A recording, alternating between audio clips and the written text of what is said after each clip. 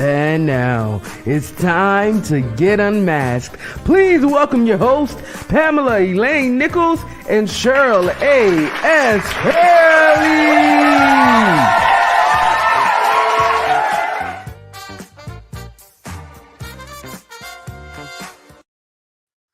Real Talk Live. This is a place where we get real about topics not often discussed authentically.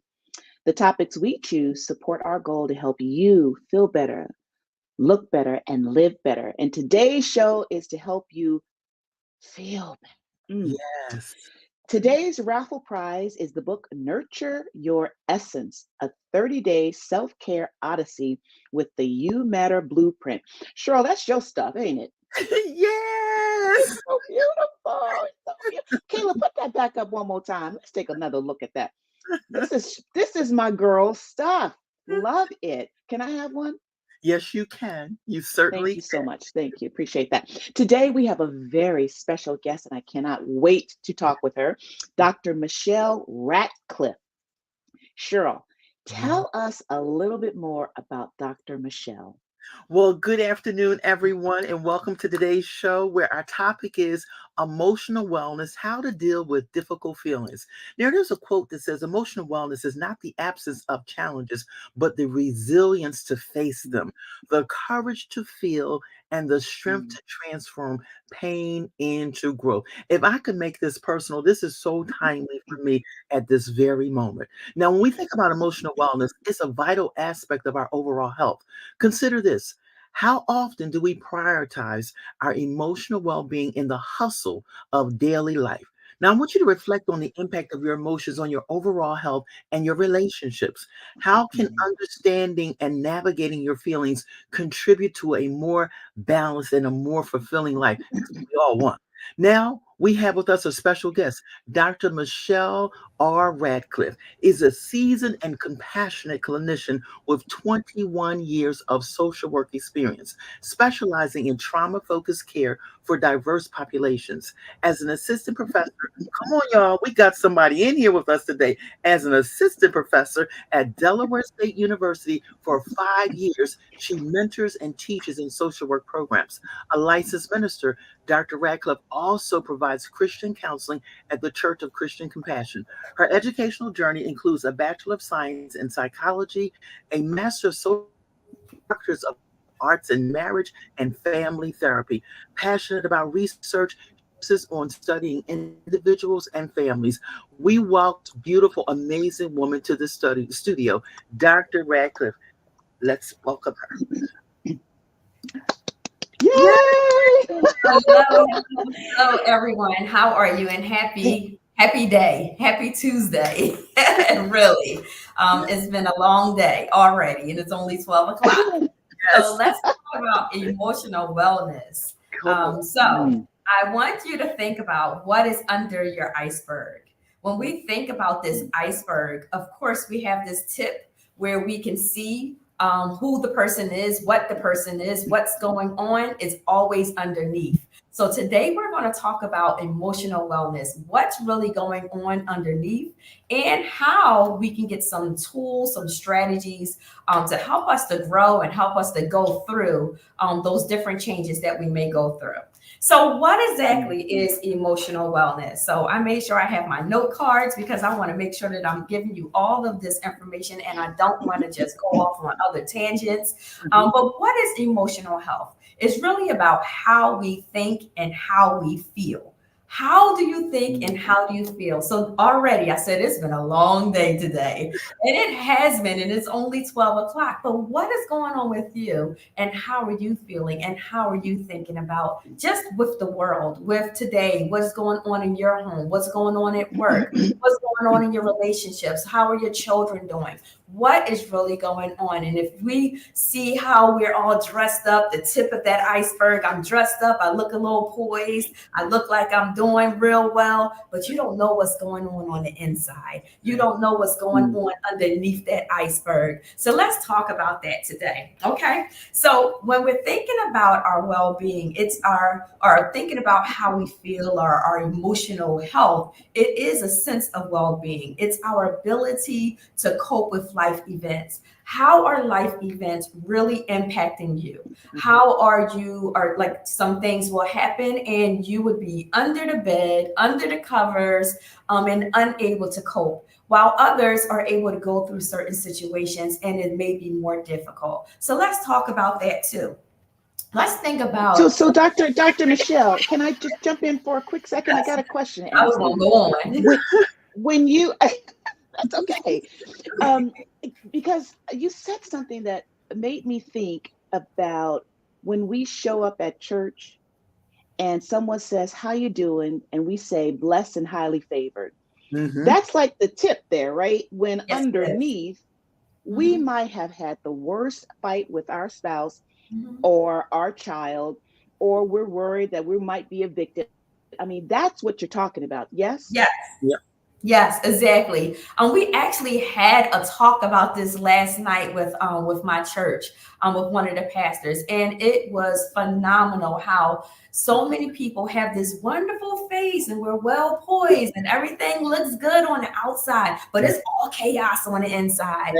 Case in point, I had my daughter when she was growing up. She's 20. She's about to turn 20 now. And this is just a quick example. But when she was going through those early teen years, like I almost lost my salvation, like seriously. And she was really going through some things. And I remember us going through something on like a Sunday morning, and I had to pray in church that morning. And I remember being so bogged down. And at that time, of course, I looked poised, but inside it was just so much turmoil. And I'm thankful that I was able to announce it and say, hey, you know what? My spirit is just not right today. Like my iceberg was all tore up on the inside. But I was able to say that, and they were able to pray for me instead of me praying. But that's one incident. Sometimes you don't have that opportunity where you're able to be courageous enough or in a safe space enough where you can actually talk to somebody about how you really are feeling. And that goes on with work and with your relationships, and it goes on with home. There's so many different things that can occur, and we're not voicing how we're really feeling. And all you're doing is stuffing those things. I see you have another question. Oh, because this is a topic that I just absolutely love. So I'm curious. So how did you tap into the courage to say everything's not right with me inside right now? I need to talk about it, or I need to at least admit it. I mean, most people don't do that. Is it because you know this field, you're familiar with emotions, or was it something else that maybe you were thinking, I can honor these people who are here to listen to what I need to say. I can honor them by being honest about what I'm feeling. Like, how did you get that courage? That really takes time. It takes a lot of energy. It takes therapy. It takes talking to people. It's about being introspective. It's about being self-aware. It's about knowing what your triggers are. Like it has a whole lot. It's a big gamut of different things that can go into place in order for you to have that courage to actually come forward. For me personally, I'm just really trying to be very self-aware. My whole thing is peace. I just need to have peace. I've been getting older. Certain things that tick me off or that trigger me, I try to fix that right away. Like it's important for you to process what that feeling is, whatever those feelings are, and then go through it. It's not important for us. Well, it is important for you to remember to process it and not stuff it, because a lot of times we stuff it. And I always tell my students when I'm talking to them, I'm like, well, think about a bottle. Think about a Coke, a bottle of Coke. And as you shake it, you know how all the bubbles go up to the top. You unscrew that top, and now you have soda all over you. That's exactly how we hold all those things in. We're just shaking, we're just bubbling, and then before you know it, everything comes out. The wrong thing every single time. Our behaviors, our actions, how we handle things, everything just comes right out. You know what? Cheryl. It is so amazing that you said that, because when we introduced her, we talked about the fact that you have some experience also in the trauma world.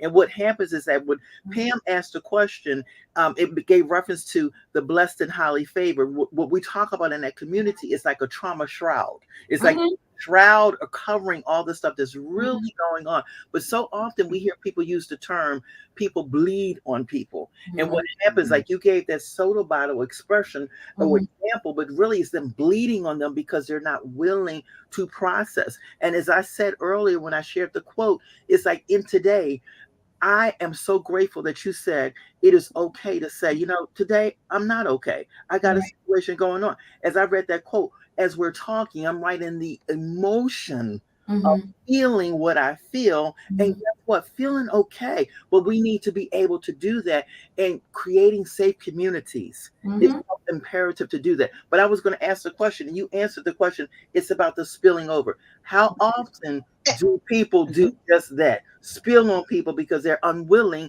to process what they're going through. I call it vomiting. That's what I call it. my. A lot of times we'll get people who, a lot of times, even when I'm talking to people, when I'm in therapy with them, they will come in and they have bottled so many things up throughout the week, throughout the month, throughout the years, and never had that opportunity to just come forward and tell people how they're really feeling. And so now they're just like regurgitating everything. They're vomiting everything that has ever occurred to them. And I'm like, hold on, we only have 45 minutes. So let's unpack one thing at a time, one thing at a time. So it does happen. People will call you up and they say, well, girl, let me tell you what's going on. And then they're able to tell you what's going on, but they've been holding on to it for many times, many months, many years, many weeks, whatever it is. It's important for us not to have that spillage, because it damages your inside when you really think about it. Like, that's where we get all of those different issues with health concerns, or cardiovascular health, with blood pressure, stroke, everything. Those things are tied to us holding things in and stuffing those things in. So it's important for us to continue on with emotional wellness. What things do we need to put in place so that we can feel like we are emotionally well to move on in life and move on to the next level in life? It really stops you from even attaining different goals. Like, every year I have a set amount of goals, and it all depends on what goes on in that year. And that determines which goals I actually am able to attain based off of what I go through. And so many people go through so many different things, on a daily basis, but do they have that special person that they can talk to on a regular basis? And for you to have someone who you can definitely talk to,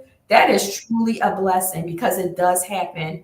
When you just don't have anyone. And if we look at this iceberg here, there's just so many things that goes on with your emotional health, your relational health, even your own physical health. All of those things people just don't see. When they look at me, they don't know what I've struggled with. They don't know that I am struggling. They don't know what I'm going through. They don't know if I have $5 to my name until Friday, and I'm trying to figure out how I'm getting home from work. Like, they don't know. People don't know. And when people don't know, I always talk about with trauma, and I'm talking really fast because I want to get all this information. You're good. But with trauma, you always, you look at somebody like, what is wrong with her? Why is she doing this? What is going on with her? And instead of saying what is wrong with her, what happened to her?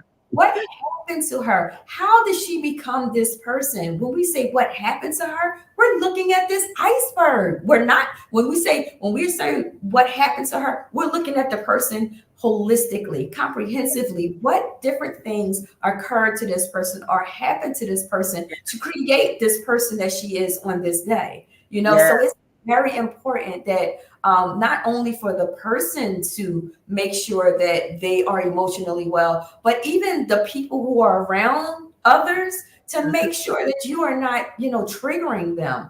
You don't know what people have really gone through. So you have to be very careful. And you know what? And it's so, I'm just so glad that you just said that, because so many times we don't ask questions with sensitivity. We're very sensitive unintentionally, so we ask the wrong questions. And when you look at this trauma, when you look at this iceberg, it's like all the stuff that's underneath of it that people have no idea. And then particularly, I want to go here because you said that, you had to pray in service. As a leader, you're called upon to do certain things, and it was like you had a safe place that you could say, I'm not okay. Can you imagine leaders who don't have that? And they're going forth doing things, and how it comes across to people that are receiving, because they have all the stuff underneath that they have not had a person that they can say, hey, this is what's going on with me. And I tell people all the time, and I'm sure you do, and Pam does as well, it's okay to have Jesus and a therapist. Exactly. Need a therapist. I need to go sit on somebody's couch and say, we just need to do one-on-one.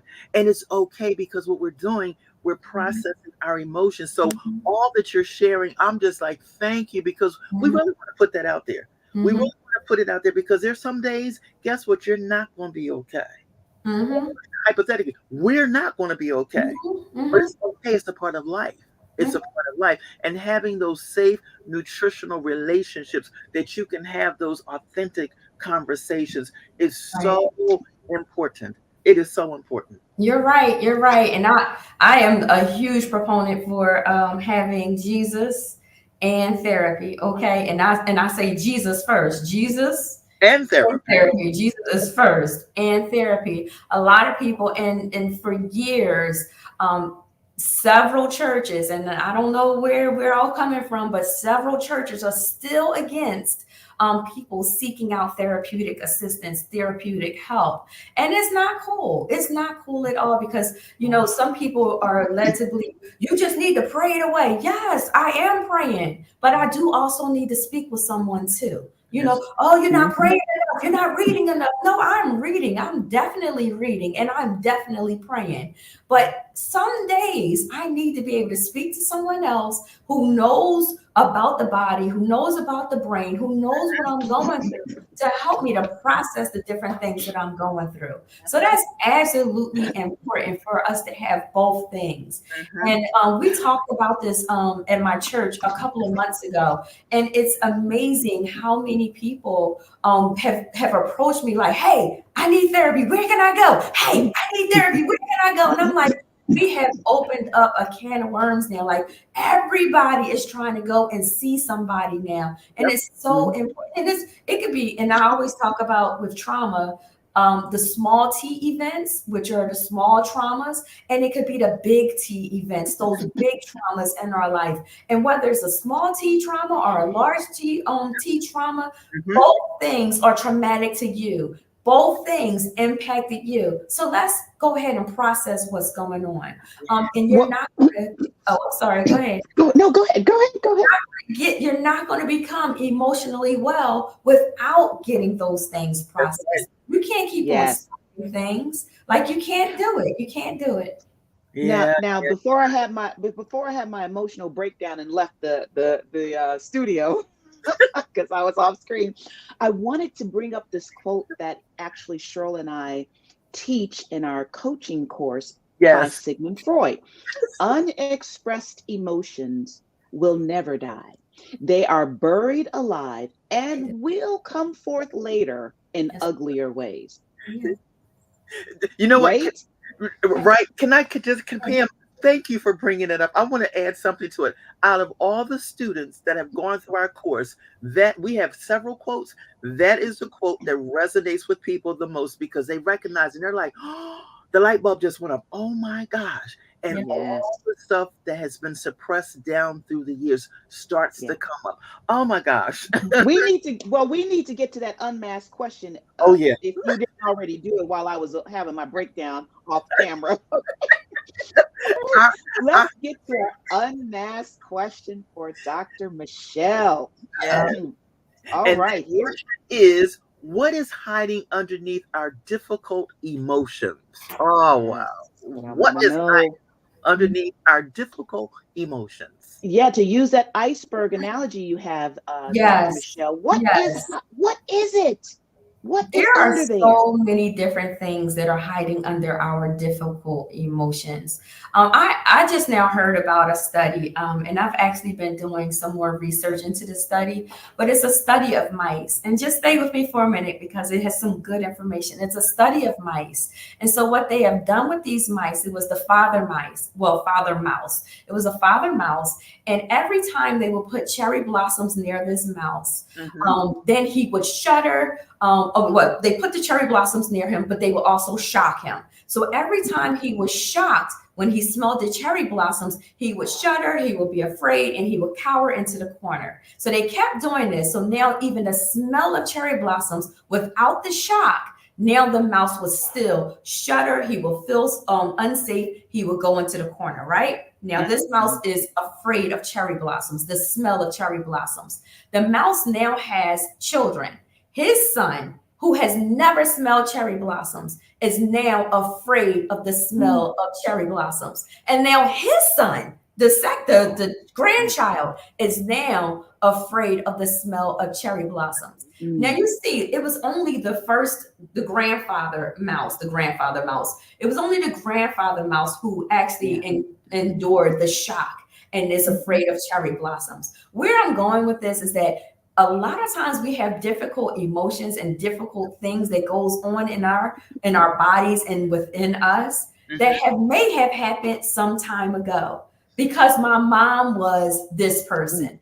Now I am this person because my mom couldn't deal with anger. Now I can't deal with anger because my mom has these fears of different things. Now I have these fears. We have to make sure that we're going backwards also when we're trying to figure out what are these difficult emotions? What are these different things that are going on in our bodies? It may not have to do with just the environment or the circumstance that we went through. It could just be our own DNA, what we have endured as children or what we have endured, as we were growing, but it's maybe inside of our DNA. So it's just amazing how many different things really impacts us on a regular basis. And anything really can manifest itself years later. Your body will always keep the score. No matter what goes on in your body, no matter what goes on years ago, your body is going to remember. I was telling our congregation the other couple of months ago how I hurt my back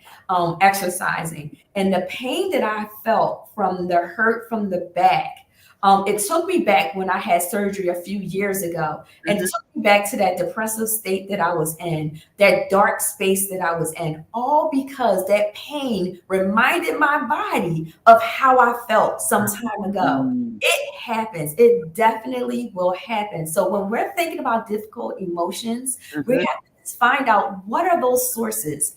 I am a source person. I like to go to the root. I like to find out. I like to go and dig. I'm a gardener also, so I like to dig. But I like to dig in the dirt to find out what exactly happened to you to make you this person that you are today. So that's how I look at difficult emotions. Like, where did it really come from? How did it manifest? What triggered it? Where did you go? What smell did you smell? What environment were you in? There's so many different things that can awaken the spirit, that can awaken pain, that can awaken your own depression that you've had some time ago. So there's just something different. Dr. Michelle, it sounds like these emotional experiences that we have are from your study, or from the study you referenced, are by no fault of our own. It's like we inherited it. I think that's why you brought up the DNA. Inherited it from our father, our grandfather, maybe even our great-grandfather, great-grandmother. And that's a revelation for me, because I'm thinking what I'm feeling is solely because of something I've done or something that was done to me versus something that was handed down to me. It could be both, right? That's true. That's true. Well, There's just so many things that can happen. Yeah. But I want to give you some takeaways, some information Yes. that you can have because I Yes. see we're running out of time. So I want to just give you some information on how you can manage your emotions. Yeah. And these, when you're managing these emotions, they can definitely lead to emotional wellness because that's the whole plan. We know we have some stuff, we got some things underneath, but how do I manage these things, Michelle? Yes. Tell me how I manage these things, right? Yes. So I have found that deep breathing helps. Mm. And everyone's like, breathing, girl, after all this that I've been through, breathing, that's it. No, I'm telling you, deep breathing is something magical. It works. And what I want to tell you about deep breathing is making sure that you're inhaling slowly and counting to 4 and exhaling slowly and counting to 4. You know what I mean? You have to inhale fully 4 and exhale fully 4. It will calm you down even when you're ready to go in and say things that you're not supposed to say, but it still will stop you in your tracks and give you that time to even relax. Another is sensory grounding. Just thinking about how you can ground yourself. One thing that I love for sure is the beach. And when I put my feet in that sand, it is something about putting my feet in that sand that automatically grounds me as a person. But another way in which you can ground yourself is just finding those things that are going to keep you well, like writing, journaling, listening to music, going for a walk, smelling roses, smelling flowers, talking with your friends. Find out what those things are that can actually keep you grounded. There's another way in which you can stay grounded too. Is just thinking about 5 things that you see, 4 things you can touch, 3 things that you can hear, 2 things that you can smell, and 1 thing that you can taste. It's the 5, 4, 3, 2, 1 procedure. Oh, I like that. I like that. I actually use That's that. good. That's good. Another is just to practice accepting your emotions. I am angry. Why am I angry? Talk about it, process through it. And it's, you know what?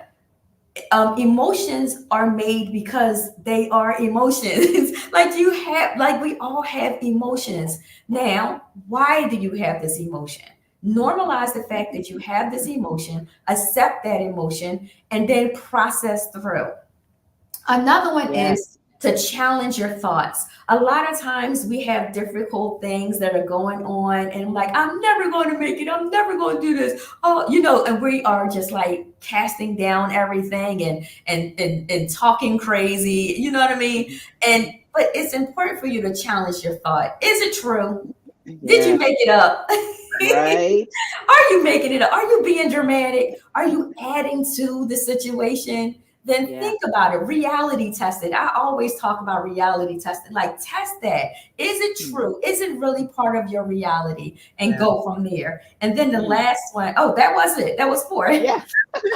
Those are really but those 4 things are so important. And those are ways in which I keep myself together on a daily basis. Like, people, they come at you on all sides and all the time. And we all know it happens. The enemy is, but it's so important for us to be well within ourselves and be able to control our different emotions and knowing that these emotions, it's okay to not be okay. It really is okay to not be okay. It really is. But I do always tell my students, and I've told when I had children in therapy and they want to act out because they're feeling frustrated or whatever, I'm like, you know what? It's okay to be frustrated. What is not okay is your behavior. You're not going to kick me. You're not going to push over the table. You're not going to punch the wall. You know what I mean? And that's for another day. However, yes, it's okay to feel the way that you are, but it is not okay for you to inflict harm on someone else. That's right. Yeah. Frustrated, you want to go and do whatever. No. Those are some great takeaways, Dr. Michelle. We are now going to transition to the raffle. The raffle prize, a Nurture Your Essence, a 30-day self-care odyssey with the You Matter blueprint. Okay, let's see who gets the raffle today. Oh, look at all the names.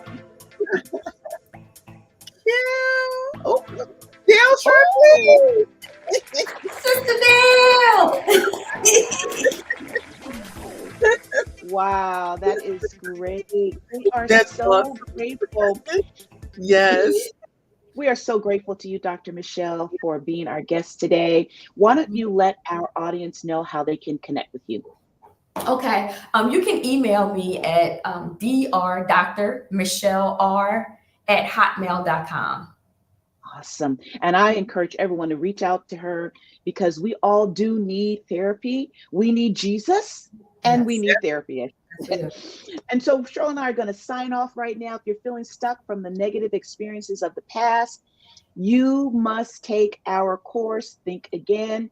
We will Yes. be starting our ninth. No, is it our ninth group? It's our ninth We'll, class. we'll be starting our ninth class October the 31st. It is incredible the changes and the breakthroughs that women and men are getting in this group. So you can go to executivebeauty.net and you can take the course for free for 3 sessions. Join us October 31st, register, and we look forward to seeing you at our next regularly scheduled Real Talk Live, Unmasked Real Talk Live. Thanks Thank again, you Dr. so much. Michelle. Thank you, Dr. Michelle. Bye, everyone.